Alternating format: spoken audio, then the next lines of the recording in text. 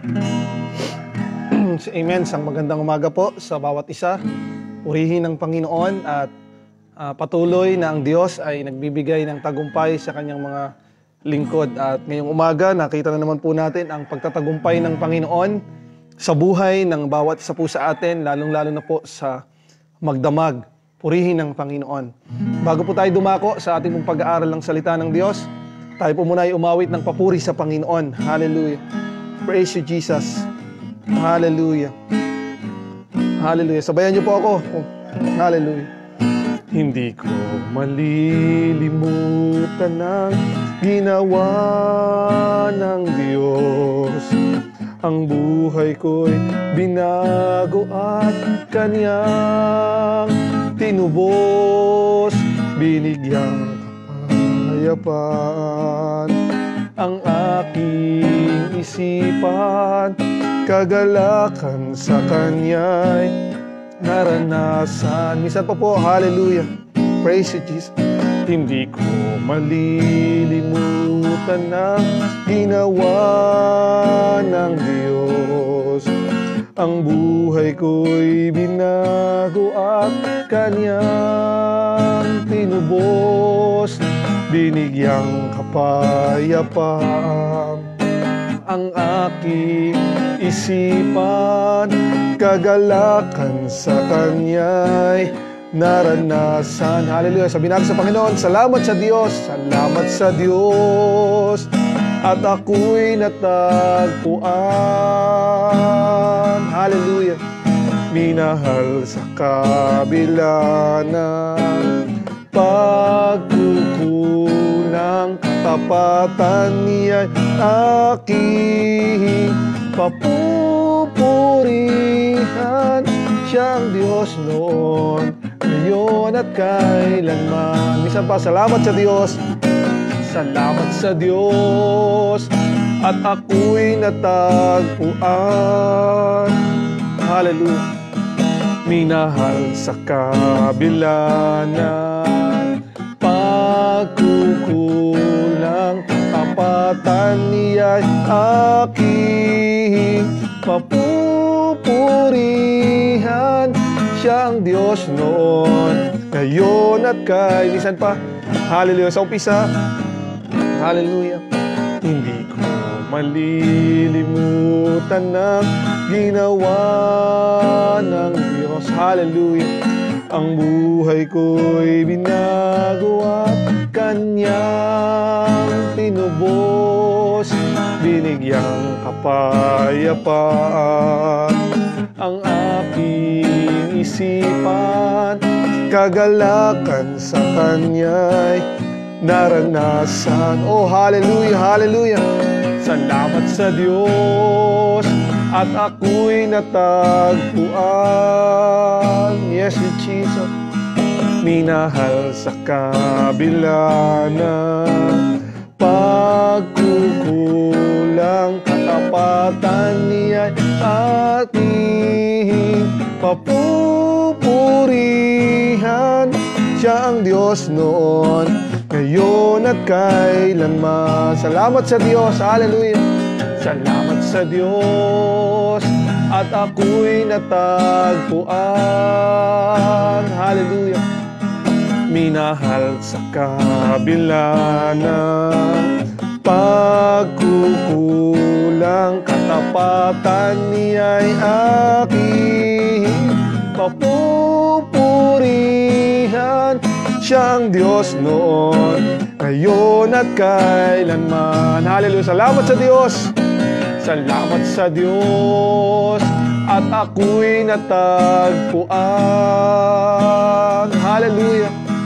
Minahal sa kabila ng pagkukulang, katapatan niya'y aking papupurihan.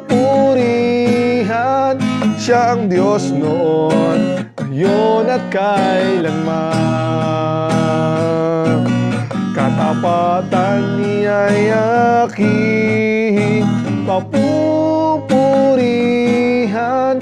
Siya ang Diyos noon, ngayon at kailanman. Katapatan, katapatan niya'y aking papupurihan. Siyang Diyos noon, ngayon at kailanman. Siyang Diyos noon, ngayon at kailanman. Siyang Diyos noon, ngayon at kailanman. Hallelujah. Oh, worship you, Jesus. Hallelujah. Hallelujah. Oh, we praise you, Jesus. Hallelujah. Hallelujah. Hallelujah. Oh, you're worthy of praise. Hallelujah. Hallelujah. Hallelujah. Hallelujah. Hallelujah. Maraming salamat, O Diyos. Hallelujah. We praise you, Jesus. We praise you, Jesus. Hallelujah. Hallelujah. Hallelujah. Hallelujah. Oh, we praise you, Jesus. Hallelujah. Hallelujah. Hallelujah. We thank you, Jesus. Hallelujah. Hallelujah. Oh, hallelujah. You are worthy to be praised. You are worthy to be praised. You are worthy to be praised, oh God. Hallelujah. Hallelujah. Hallelujah. We praise you, Jesus. Hallelujah. Hallelujah. Oh, you're worthy to be praised. Hallelujah. Hallelujah. Hallelujah. We praise you, Jesus. Hallelujah. Hallelujah. Tayo manalangin sa Panginoon. Hallelujah. Hallelujah. Panginoon, marami pong salamat, O Diyos, sa umagang ito. Patuloy na supply, Panginoon, ng kalakasan, patuloy na binibigay sa amin, Panginoon. Patuloy na supply, Panginoon, ng buhay na patuloy niyong pinagkaloob sa inyong mga anak ngayong umaga. Kaya kami narito, O Diyos, at nagbibigay ng papuri sa inyo, O God. Hallelujah. Salamat po, Panginoon, sa patuloy na pag-iingat, sa patuloy na katugunan sa lahat ng pangangailangan, Panginoon, ng inyong mga anak, O Diyos. Marami pong salamat, Panginoon. Dalangin po namin, O Diyos, sa umagang ito, kayo po yung mataas sa amin, Panginoon. Kayo po yung mataas sa buhay ng bawat isa sa amin, Panginoon. Maparangalan po namin kayo, O Diyos. Hallelujah. Dalangin namin ang pagsasaluhan namin, Panginoon, ng inyong mga salita. Tuloy nga po, Panginoon, na kayo po yung patuloy na manguna.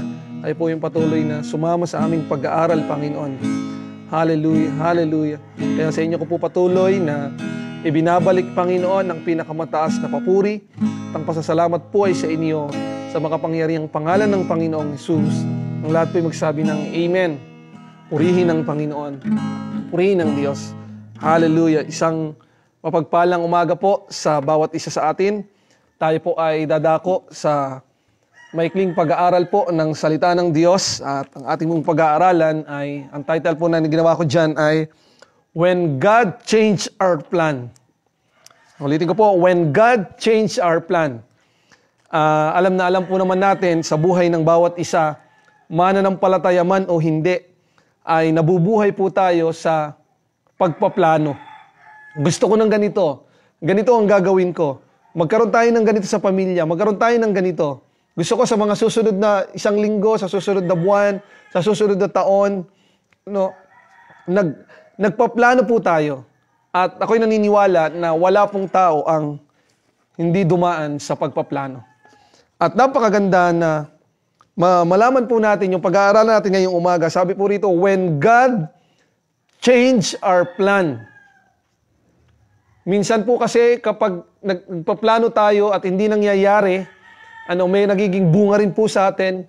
It's either nakakatuwa, it's either nakakalungkot, or kaya nga sabi ng iba, mas maganda pa yung walang plano at natutuloy. Naririnig ko po yan minsan sa mga magkakaklase, mga magkakaibigan, pag daw sila plano ng plano, hindi natutuloy. At maganda raw po yung biglaan na lang at natutuloy po yan. So tingnan po natin sa aklat po ng Acts chapter 16. Samahan niyo po ako sa pagbasa ng salita ng Diyos. Mga Gawa chapter 16, verse 6 to 10. Ulitin ko po, Acts chapter 16, verse 6 to 10. Sabi po rito, at nang kanilang matahak ang lupain ng Phrygia at Galatia, ay pinagbawalan sila ng Espiritu Santo na saysayin ang salita sa Asia. 7. At nang sila'y magsidating sa tapat ng Misya, ay pinagsikapan nilang magsipasok sa Bitanya at hindi sila tinulutan ng Espiritu ni Jesus. Excuse me po. 8. At pagkaraan nila sa Misya, ay nagsilusong sila sa Traos. 9. At napakita ang isang pangitain sa gabi kay Pablo. May isang lalaking taga Macedonia na nakatayo na namamanik sa kanya at sinasabi, "Tumawid ka sa Macedonia at tulungan mo kami." 10.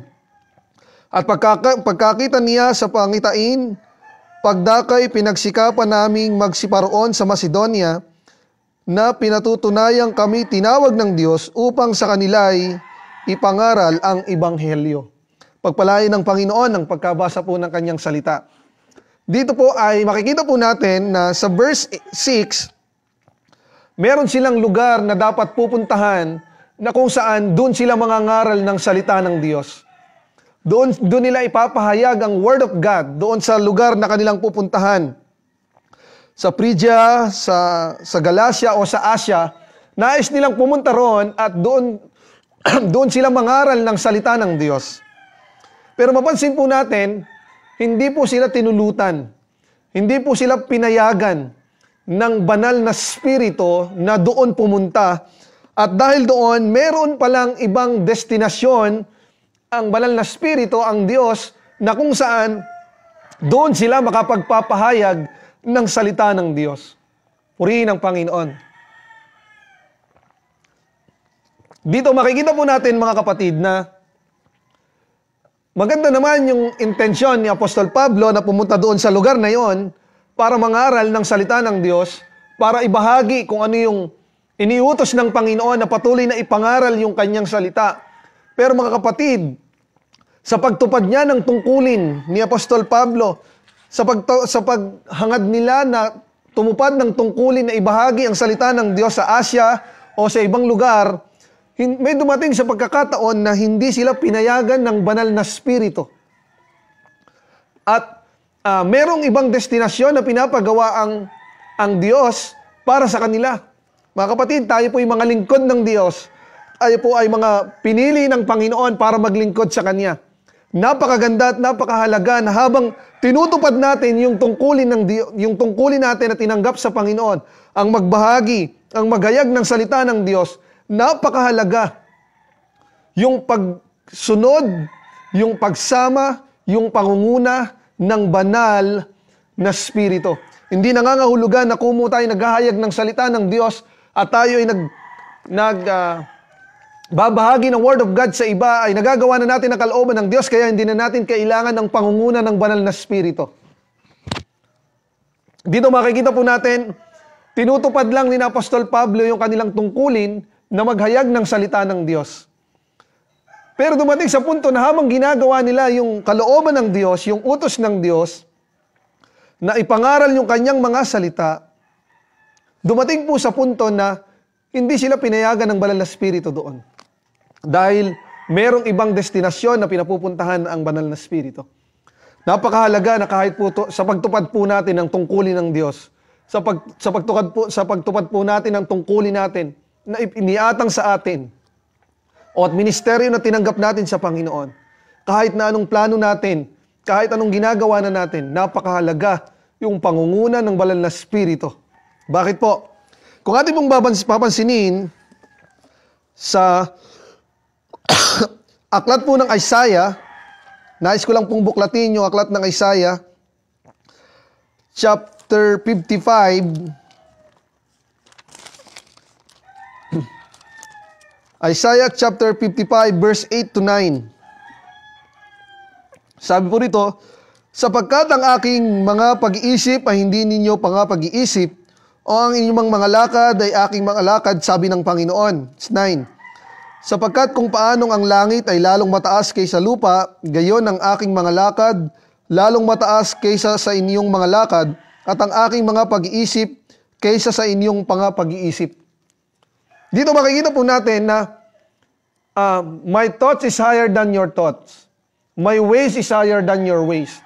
Makikita po natin dito na Lord, tama naman po yung gagawin ko.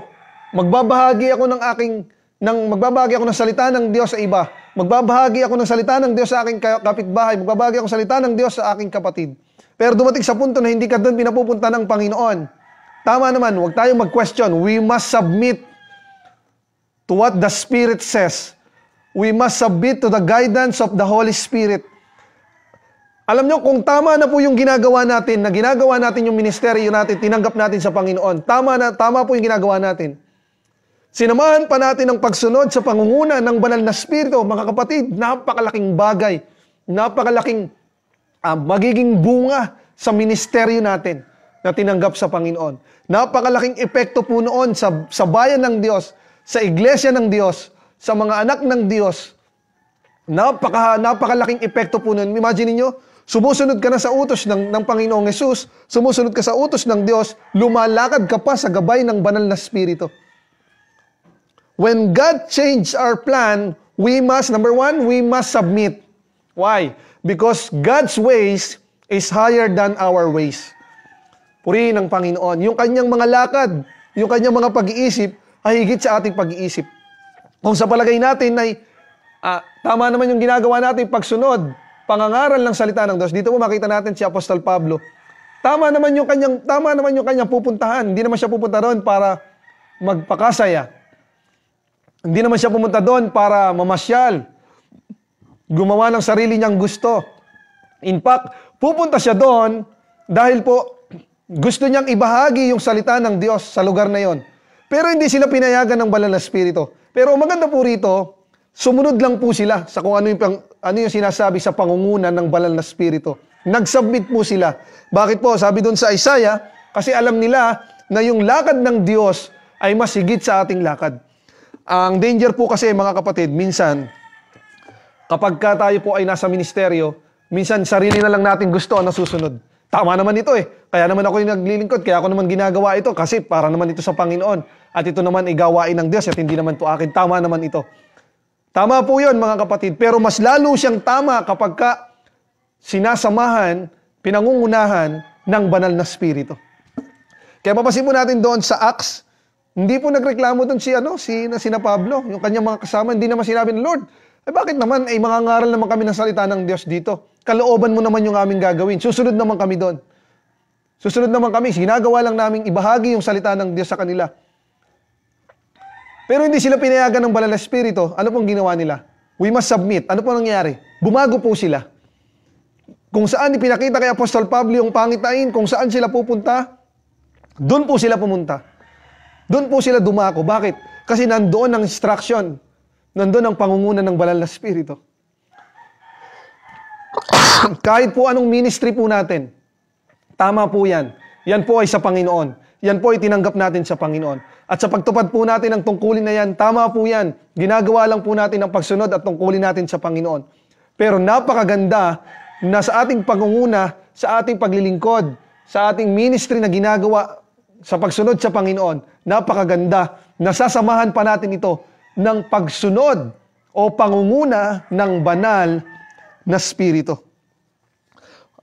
Ano po yung dapat nating maging reaksyon? When God changed our plan, si Apostol Pablo, may pupuntahan sila, pero binago ng Panginoon ang kanilang plano. Pinapunta sila sa isang lugar kung saan yun ang gusto ng banal na Espiritu, kung saan doon ang gusto ng Diyos, kung saan sila pinapupunta. Ano pong ginawa nila? Number one, we must submit. Why? Because God's ways is higher than our ways. When God changed our plan, ano po ang dapat natin gawin?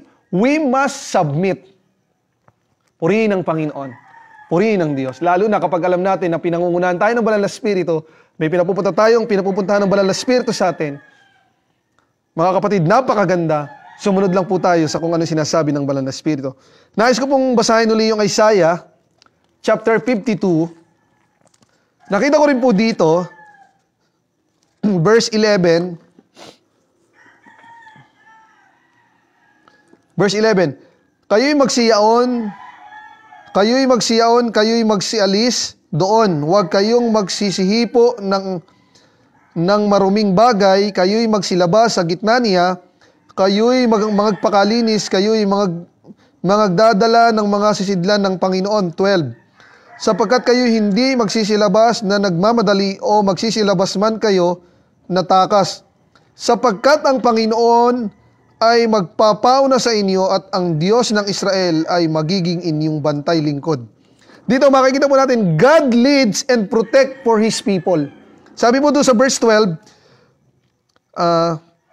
sapagkat ang Panginoon ay magpapauna sa inyo at ang Diyos ng Israel ay magiging inyong bantay. Ang Diyos ay magpapauna sa inyo at ang Diyos ng Israel ay ang inyong bantay. Ano man po yung pinagagawa sa atin, kung ano man plano natin, binago ng Panginoon. Number 1, we must submit. Number 2, why? Why we need to submit? Number 2, because God leads and protect for His people. Doon sa Isaiah 52 verse 11 to 12. Sabi po rito ay pinangungunahan ng Diyos, iniingatan ng Diyos, binabantayan ng Diyos ang kanyang mga lingkod. When God changed our plan, ano po yung number 1? We must submit. Number 2, why? Because God protect or lead. No, God leads and protect for His people. Purihin ng Panginoon. Kaya, wala po tayong gagawin, kundi ang sumunod lang talaga sa banal na Espiritu. Mga kapatid, ito maganda. Kung talaga na tayo ay lingkod ng Diyos, at yung ginagawa natin ay para sa Panginoon, yung ministry natin ay ginagawa talaga natin, tinanggap talaga natin sa Panginoon, ang katunayan na yun talagay sa Panginoon at tayo ay naglilingkod sa Diyos, pinangungunahan tayo ng banal na Espiritu. Dahil ang sabi dito sa verse 12, pinangungunahan, iniingatan ng Diyos ang kanyang lingkod. Kaya kung tayo po ay lingkod ng Diyos, natural. Ano po ang mangyayari? Pangungunahan tayo, iingatan tayo ng banal na Espiritu. Kaya hindi mo nakakapagtaka sa Acts chapter 16 na si Apostol Pablo ay pupunta sa isang pangangaral ng salita ng Diyos sa isang dako, biglang nagsalita ang banal na Espiritu sa kanila at hindi sila pinapunta ron. Hindi po nakakapagtaka yun. Bakit? Dahil katunayan po yon na sila po ay talagang lingkod ng Diyos. Amen? Doon sa number 2, God leads and protect for His people. Kaya kung tayo po ay naglilingkod at tayo po ay sa Panginoon, natural po talagang pangungunahan tayo ng banal na Espiritu. Natural po talagang pangungunahan, bibigyan tayo ng guidance, instruction galing sa Panginoon. Amen? Uulitin ko po, when God changed our plan, number 1, we must submit. Number 2, why? Because God leads and protect for His people. Kaya magtaka ka kapag sa iyong paglilingkod sa Panginoon, sa iyong pangangaral, sa inyong pagtupad ng gawain at ministeryo para sa Panginoon, hindi ka pinangungunahan ng banal na Espiritu. Nakakapagtaka po yun. Dahil ang sabi po sa verse 12, pinangungunahan at iniingatan ng Diyos ang kanyang bayan, ang kanyang mga anak.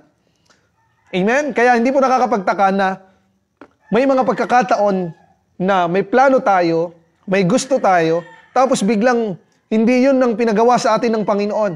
Hindi doon tayo dinala ng banal na Espiritu. Hindi po nakakapagtaka yun. Why?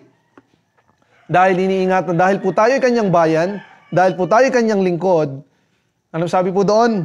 God leads and protect us. Amen?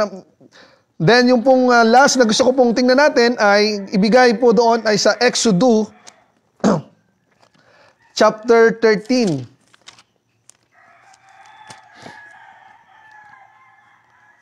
Exodus chapter 13, ay chapter 33,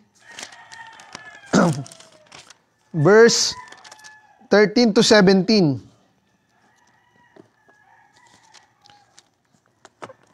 Sabi po rito, ngayon nga, sinasamo ko sa iyo na kung ako'y nakasumpong ng biyaya sa iyong paningin, ay ituro mo sa akin ngayon ang iyong mga daan, upang ikaw ay aking makilala, anupat ako'y makasumpong ng biyaya sa iyong paningin, at akalain mo na ang bansang ito ay iyong bayan. 14. At kanyang sinabi, ako'y sa iyo, at ikaw ay aking bibigyan ng kapahingahan. Ako'y sa iyo at bibigyan kita ng kapahingahan. At kung sinabi niya sa kanya, kung ikaw ay hindi sa akin, ay wag mo na kaming pasampahin mula rito. Sabi po rito, gusto ko po makita po doon sa verse 14, at kanyang sinabi, ako'y sa iyo at ikaw ay bibigyan ng kapahingahan.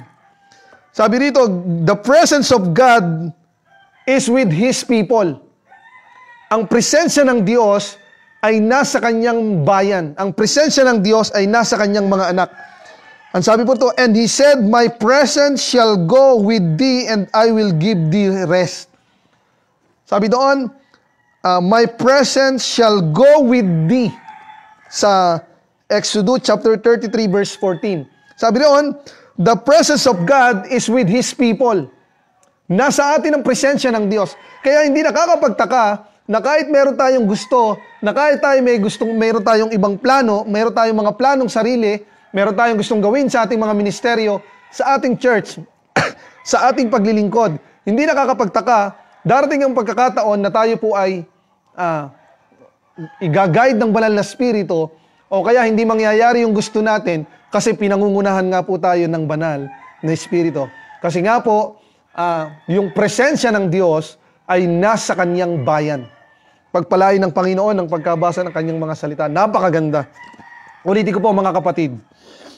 When God changed our plan, sa ministry muna po tayo. When God changed our plan, kahit alam mong tama yung ginagawa mo, at para naman sa Panginoon, kapag ka binago ng banal na spirito o ng Diyos yung planong yon, number one, we must submit. Why? Because God's ways is higher than our ways. Pangalawa, ito po kasi gawain niya at hindi po ito sa atin, kaya dapat pong masunod ay kung ano yung kanyang gusto. Number two, we must submit. Number two, God leads and protect to His people. Pinangungunahan at iniingatan ng Diyos ang kanyang bayan, ang kanyang mga lingkod. Kaya nga, bakit number one, kailangan nating mag-submit? Kasi po yung number two, ang totoong bayan ng Diyos, ang totoong lingkod ng Diyos, pinangungunahan at iniingatan ng Diyos. Nasa Isaiah 52 po yan. Then yung number 3, the presence of God is with His people. Amen? The presence of God is with His people. Ibalik po natin, pabalik. Unahin natin yung number 3. The presence of God is with His people. So ano mangyayari? Number 2, God leads and protect for His people. Kaya ano mangyayari? Number 1, we must submit our plan to God's plan. Kaya sabi roon sa ating title, when God changed our plan, we must submit, God's leads and protect, God presence is with His people. Napakaganda po, mga kapatid. Sa ministry po yan. Pero kung ilalabas po natin, plano natin sa pamilya, plano natin sa trabaho, plano natin sa sa maghapon, anumang plano natin, ilabas naman natin sa ministry. Kung halimbawa, plano mo sa pamilya mo, kung mabago yung ating plano, huwag tayong magtataka, we must submit. Bakit? Kasi nga po tayo lingkod ng Diyos. Anong sabi ito sa number 2? God leads and protect. Number 3, kasi yung presensya ng Diyos ay nasa kanyang mga anak. Ang presensya ng Diyos ay nasa kanyang bayan. Kaya natural, yung ating plans, pakikialaman ng Panginoon sa kung ano yung gusto niya. Pakikialaman ng Diyos yung plano natin. Ililid niya tayo sa kung ano at anong dapat nating gawin. Mga kapatid. At makikita mo naman natin, kapag ginawa po natin itong mga bagay na ito, itong tatlong bagay, submit, God leads and protect, God presence is with His people.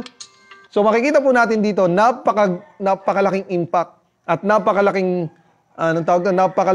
maibubunga sa gawain ng Diyos, hindi lang sa gawain ng Diyos, sa pamilya natin at sa ating personal na buhay. Amen? Purihin ng Panginoon. Napakalaking epekto po niyan, mga kapatid. Halimbawa, example, ngayong maghapon. Ako po naniniwala, meron tayong mga plano. Ako po naniniwala, meron tayong mga bagay na nasa isip na kahapon pa lang nagagawin na natin. Saturday ngayon. Personal na buhay, marami tayong gagawin. Tayo lingkod ng Diyos, sa church, marami tayong gagawin. Marami tayong ninanais. Marami tayong gustong gawin.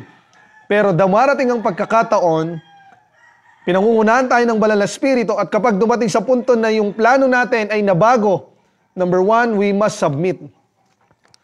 Inuulit ko po, we must submit. When God changed our plan, we must submit. Number 2, why? Because God leads and protect for His people. Number 3, because the presence of God is with His people. Kaya nga po sinasabi ko kanina, magtaka po tayo. kapag sa ministeryo natin, pakiramdam natin, hindi na tayo pinangungunahan ng banal na Espiritu. Kapag pakiramdam natin ay yung ginagawa na natin sa ministry ay parang sarili na lang natin gusto, hindi na tayo pinangungunahan ng banal na Espiritu, magtaka po tayo. Kasi ang katunayan po talaga, sabi nung number 2 at saka sa Isaiah at saka yung number 3 sa Exodus, pinapakita po doon na pinangungunahan at iniingatan talaga ng Diyos ang bayan niya. Kaya kung bayan tayo ng Diyos, papangunahan niya tayo. Kung bayan tayo ng Diyos, iingatan niya tayo. Number 3 sa Exodus, kung tayo bayan ng Diyos, ang presensya ng Diyos ay nasa atin. At kung nasa atin ang presensya ng Diyos, imposible na hindi niya tayo i-guide. Imposible na hindi tayo dalahin sa kung ano yung kanyang gusto. Amen? Pagpalain ng Panginoon ang kanyang mga salita. When God changed our plan. Kaya nga po minsan natutuwa po ako doon sa mga patotoo ng mga kapatid natin. Alam niyo po, nakakatuwa na mayroon silang magandang trabaho, nagagawa nilang mag-resign, bitawan ang kanilang trabaho at maglingkod at maglingkod, maglaan ng buhay sa Panginoon. Hindi ko po sinasabing masama po ang magtrabaho. Pero ang sinasabi ko po, maaaring sa taong iyon, ginaid siya ng banal na Espiritu, iginaid siya ng Diyos sa kung ano yung gustong gawin ng Diyos para sa kanya. At hindi po yun para sa atin. Yun po ay para sa kanya. Kaya kung nabitawan man niya yung kanyang trabaho at maglingkod sa Panginoon, we must submit. Kagaya po ng mga ginagawa. Marami na po akong narinig ng mga patotoo ng mga kapatid sa Panginoon na dumating sa punto na kahit na yung kanilang trabaho, ay alin po, kahit na yung kanilang trabaho ay nabibitawan nila para lang maglingkod sa Panginoon. Sa iba, nakakapagtaka. Sasabihin nila, ang ganda ng trabaho, ang laki ng sweldo, iniwan para lang maglingkod sa Panginoon. Pero alam nung taong yon kung bakit niya binitawan yung kanilang trabaho at naglingkod sa Panginoon. Malamang may nangusap sa kanya ang Panginoon. Maaaring binago ng Diyos ang kanyang plano. Kaya kahit gaano kagalaki yung kanyang sweldo, nakita niya kung gaano kaganda yung plano ng Diyos. At nakikita natin dito na yung bayan ng Diyos, pinangungunahan niya. At ang presensya ng Diyos, pinangungunahan niya. Purihin ang Panginoon. Hallelujah. Praise you, Jesus. Hallelujah. Tayo po'y manalangin sa Panginoon. Hallelujah. Hallelujah. Praise you, Jesus. Hallelujah. Hallelujah. Hallelujah. Maraming salamat po, Panginoon, sa inyong mga salita. Hallelujah. Na patuloy na nagbibigay sa amin ng karunungan, Panginoon. Nagbibigay sa amin ng kaalaman, O Diyos. Salamat din po, Panginoon, sa banal na Espiritu, O Diyos, na patuloy na sa amin yung umaakay, Panginoon. Hallelujah. Na patuloy sa amin, Panginoon, ay nagbibigay ng instruction, Panginoon. Ginaguide kami, dinadala kami, Panginoon, sa tamang paglilingkod, O Diyos. Hallelujah. Hallelujah. At dumating man sa punto na nababago yung aming mga plano, nababago yung aming mga ninanais, Panginoon. Hallelujah. Patunay lang yon na kami inyong mga anak, Panginoon. Hallelujah. Marami pong salamat, Panginoon. Dalangin namin, O Diyos, sa umagang ito, maging sa akin man, Panginoon, o maging sa mga kasama ko man ngayon, Panginoon, sa devotion na ito, o makakapanood man sa devotion na ito. Dalangin po namin, Panginoon. Naniniwala kami kung marami man kaming plano, Panginoon. Hallelujah. At kung dumating man sa punto, Panginoon, na binago ninyo yung plano namin, Panginoon, at minsan dumating pa ito sa matinding pagdidesisyon, Panginoon, at parang mabigat, Panginoon, yung pagpaplano yung pagbabago ng plano ninyo sa buhay ng bawat isa sa amin, huwag kaming mag-question, Panginoon. Sumunod lang kami sa inyo dahil kami bayan ninyo, pangungunahan nyo talaga kami. Iingatan nyo talaga kami. Dahil ang presensya nyo ay nasa amin, talagang pangungunahan nyo kami at igagay nyo kami. Hallelujah. Marami pong salamat, Panginoon, sa inyong mga salita. Ano man yung plano namin, personal, ito man po ay para sa pamilya. Hallelujah. Ito man po ay para sa mga kapitbahay, sa mga kamag-anak. Ito man po, Panginoon, ay sa mga kaibigan. Ito man, Panginoon, ay sa loob ng iglesia, Panginoon. Ito man ay sa mga personal, Panginoon, na ministeryo namin, Panginoon. Hallelujah. If you change your plan, Panginoon, if you change our plan, we must submit. Hallelujah. Salamat po, Panginoon, sa umagang ito. Dalangin ko nga po, Panginoon, mga kapatid namin, patuloy niyong ingatan sa maghapon. Patuloy na ang inyo nga pong pangungunang siyang mangyari sa buhay ng bawat isa sa amin. Mula ngayong umaga hanggang hapon, Panginoon, hanggang sa mga susunod na araw. Hallelujah. Pangunahan niyo po kami. I-guide niyo po kami. Salamat po, Panginoon, sa inyo po namin patuloy na ibinabalik, O Diyos, ang pinakamataas na papuri at ang pasasalamat sa makapangyariang pangalan ng Panginoong Jesus. Ang lahat ay magsabi ng Amen. Purihin ang Panginoon. Magandang umaga po sa bawat isa. Pagpalain po tayo ng Panginoon.